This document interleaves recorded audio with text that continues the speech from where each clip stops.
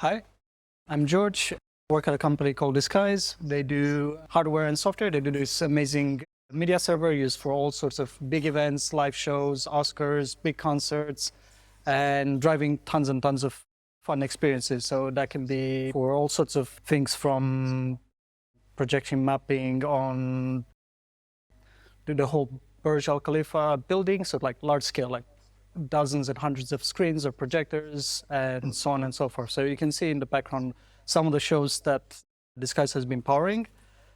Some of the secret sauce includes some video cards that can now put a high resolution video in real time, all in sync, and then of course you can stack them together, send the content out in sync. And on top of that, you have the editing suite, the software called Designer, and you can edit your shows in real time. So that's pretty cool. So you go on your laptop, you design, you have your timeline, you add in your assets, you create your show, and then the exact same software, the exact same format is what you use to play back on the servers live.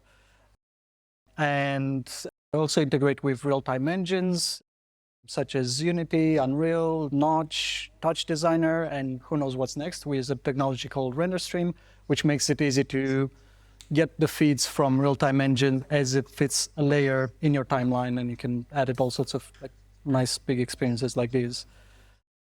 And lately we've been partnering with a company called move.ai, and they're really, really good at machine learning, and they develop a model to do Markerless motion capture.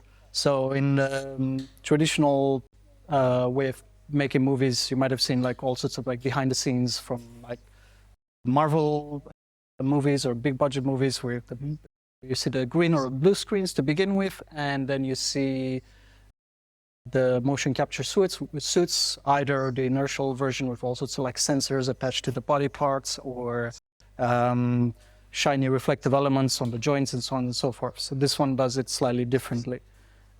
I mentioned also blue screen and green screen. The reason why I mentioned that, behind me you can actually see a different way of doing that, which instead of using a green screen, it uses a set of LED panels with a camera that uses a real-time tracking system, and then all the clever math happens behind the scenes, so you have the content live. So obviously in terms of the production pipeline in a video production, going to the virtual production way of doing things, it's just a little bit faster, more cost-effective, where you have the actor, the talent on stage that can see the environment they're in and react on the spot.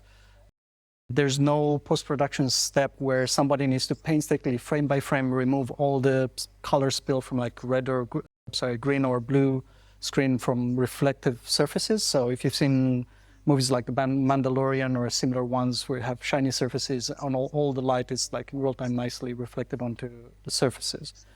So going back to Markerless Mo Cap, there are already like AI tools that help a little bit with interpolation. So let's say you give it a couple of keyframes and it generates the frames in between. So that's a nice bit of help. But of course, you still need to spend the time to create the rest and clean it up, and there's still a lot of manual labor. Suits obviously take some time to set up, calibrate. If you have talent walking on and off, that's more time wasted, which on a movie set costs a lot of money. And of course, if you want to create the animation by hand, you can, and it's great. But if you have the time and the really, really talented people to create this illusion of life and create this motion that makes sense visually and pulls us into a show.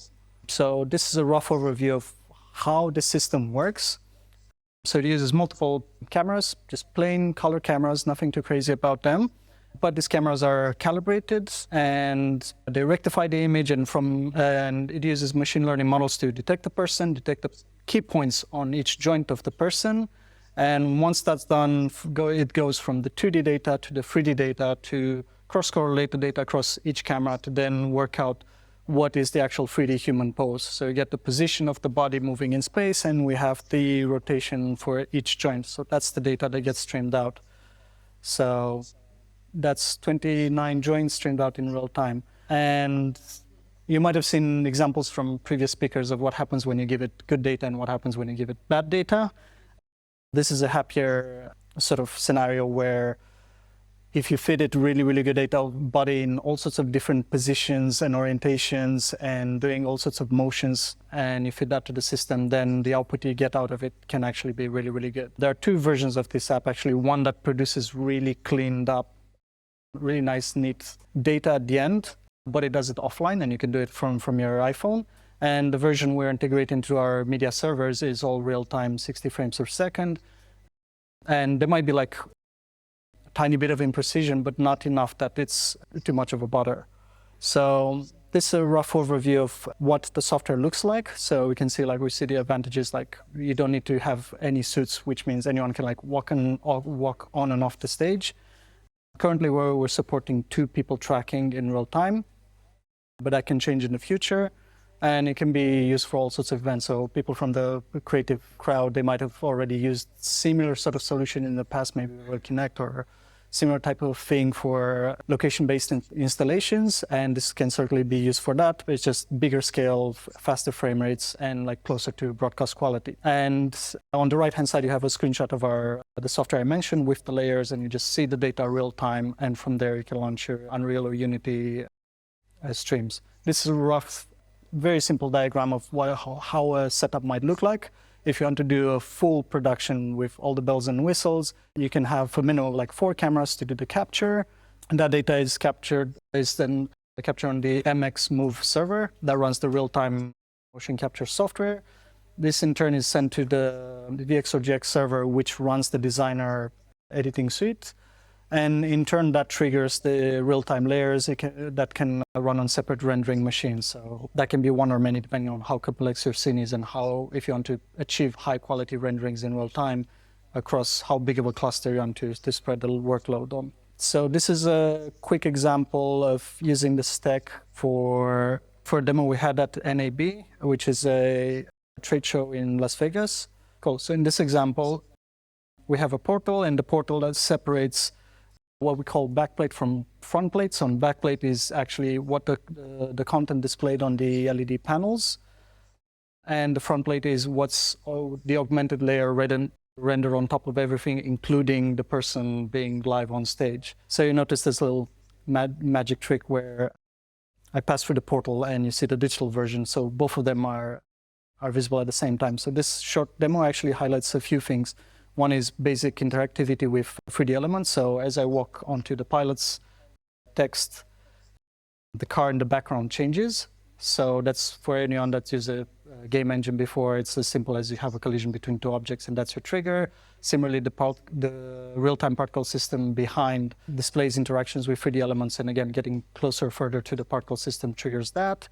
And the simplest use case you can have in a virtual production setup is you have the talent on stage, but they don't have a shadow, so you can give them virtual shadow. So in this first shot, you can actually very subtly notice that I do have a shadow here, even before I enter the portal. So that's all like driven in real time.